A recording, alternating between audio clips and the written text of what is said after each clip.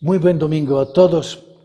Después del bautismo de Jesús, en que lo hemos reconocido presente en el mundo como Dios, después del domingo pasado que escuchamos de la boda de Caná y de este vino nuevo que nos indicaba entonces el Espíritu con que tenemos que estar en el camino de la fe, este domingo entramos en el seguimiento de Jesús muy de cerca.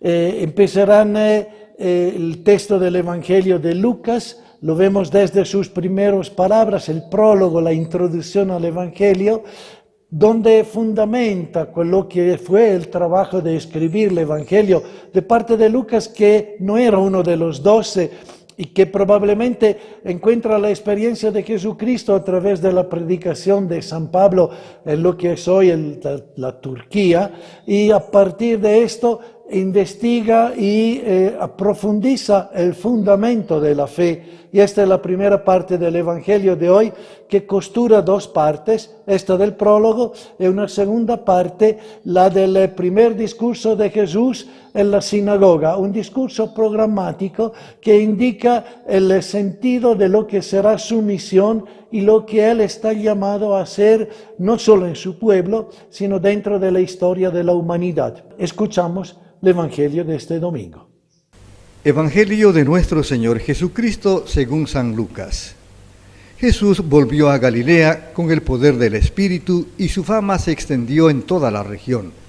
Enseñaba en las sinagogas de ellos y todos lo alababan. Jesús fue a Nazaret, donde se había criado. El sábado entró como de costumbre en la sinagoga y se levantó para hacer la lectura. Le presentaron el libro del profeta Isaías y él, abriéndolo, encontró el pasaje donde estaba escrito: El Espíritu del Señor está sobre mí, porque me ha consagrado por la unción. Él me envió a llevar la buena noticia a los pobres, a anunciar la liberación a los cautivos y la vista a los ciegos, y a dar libertad a los oprimidos, y proclamar un año de gracia del Señor. Cerró Jesús el libro, lo devolvió al ayudante y se sentó. Todos en la sinagoga tenían los ojos vistos en él. Entonces comenzó a decirles: Hoy se ha cumplido este pasaje de la Escritura que acaban de oír. Palabra del Señor. Nos encontramos en el convento de Tarata, en el espacio donde estamos llamados a meditar, en este entorno muy lindo y bien cuidado que nos recuerda la presencia de San Francisco y de la naturaleza, que es el don de Dios que Francisco ha cantado para toda la humanidad, un don confiado a todos nosotros. Y venimos al Evangelio, este prólogo, esta introducción al Evangelio. Lucas se pregunta cuánto está fundado lo que nos están enseñando respecto a Jesús. Había en el tiempo muchos dichos, muchos cuentos, y reconocemos y estudiamos también los evangelios de estos apócrifos definidos así, porque eran cuentos de mitos, eran cuentos que compensaban o describían situaciones que no fueron de la vida de Jesús. Lucas profundiza el estudio del Evangelio antes de redactarlo y dice: esto es cuanto he podido averiguar con los que fueron los testigos directos. Y esto da el fundamento y la seriedad de nuestra fe. No es fantasía, no es invento, es la historia real, es el encuentro con una persona real que es Jesucristo. Presencia de Dios en medio nuestro. Él lo escribe a Teófilo. ¿Quién es Teófilo? Aquí hay dos visiones. Uno, el magnate que le ayudó económicamente, dándole de vivir mientras hacía este trabajo de investigación, y al cual Lucas dedica este evangelio. Y otra interpretación que dan los estudiosos es que Teófilo es el personaje que ama a Dios, como significa ese nombre. Y entonces Lucas escribe a todos los que de verdad quieren en su vida hacer experiencia de Dios y aman a Dios y quieren verificar en cuánto es serio y fundado esta experiencia. Y Lucas dice, he podido investigar y esto es importante, esto ha sucedido en medio nuestro, he encontrado los testigos y todos han podido dar voz y fe de esto que te estoy contando. Nuestra fe no es una fantasía, está en la historia porque Dios entró en esta historia, lo contemplamos en el bautismo y ahora lo contemplaremos y caminaremos con Él a lo largo del año. Jesús llega a la sinagoga de Nazaret, llega después de haber caminado por Galilea, la región al norte de Israel, la región donde él vivía, y ha ido visitando pueblo por pueblo, su fama ya lo antecede.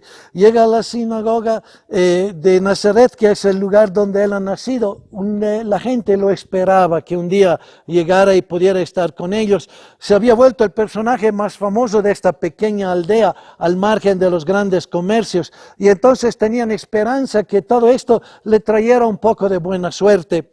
Jesús llega y entra a la sinagoga como de costumbre el sábado. Nos muestra un Jesús que es el creyente que vive su fe normalmente, tradición y educación que recibió desde la familia, que le enseñó los pasos del camino de la vida, pero también de una vida vivida a la luz de Dios. Entra a la sinagoga para compartir la oración. Hace pensar a la importancia para todos nosotros de que caminemos junto con nuestras comunidades. La fe no se vive solos, la fe no es un asunto privado, la fe estamos llamados a vivirla dentro de nuestras comunidades. Y Jesús llega a la sinagoga y como es el gesto de acogida, se le dan los rollos de la ley para que él pueda leer y pueda explicar lo que va recogiendo desde la palabra de Dios. Entonces encontramos, y Lucas lo subraya, estos gestos que son la expresión de el que abre el rollo del libro, el que lo maneja. ¿Quién es que es la palabra de Dios? ¿Quién puede manejar el libro de la ley, el libro de la palabra de Dios? Jesucristo, porque Él es el Dios en medio nuestro y la palabra es ante todo suya, donada a nosotros para que la acojamos y la escuchamos, leyendo en ella cuál es el corazón de Dios y cuál es el deseo de Dios para la humanidad y para nosotros.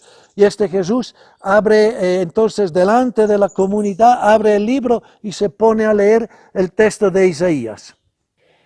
En la sinagoga Jesús anuncia la buena noticia a los pobres, la liberación a los presos y a los cautivos, la vista a los ciegos, la libertad a los oprimidos y este año de gracia.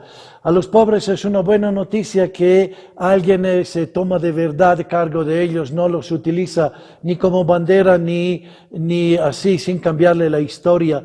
Este Dios que se le ha acercado abre una perspectiva nueva y de esperanza. La liberación a los presos no se refiere solo a los de las cárceles. Cuántas situaciones vivimos que nos amarran y nos impiden la libertad, nos impiden de caminar. Cuántas cosas están enredando nuestro corazón y nuestras relaciones, lo que impide amarlo, el egoísmo, lo que nos lleva a tener relaciones de miedo o de encierro, el apego al dinero, al poder, al juicio de los demás, o peor, a aprovechar la situación para ganarnos nosotros mismos. No importa si esto arruina a otros o arruina una relación o una sociedad, todo esto amarra el camino y hace esclavos. Y entonces los esclavos no se refiere solo a los presos, sino a las actitudes del corazón que generan todo esto.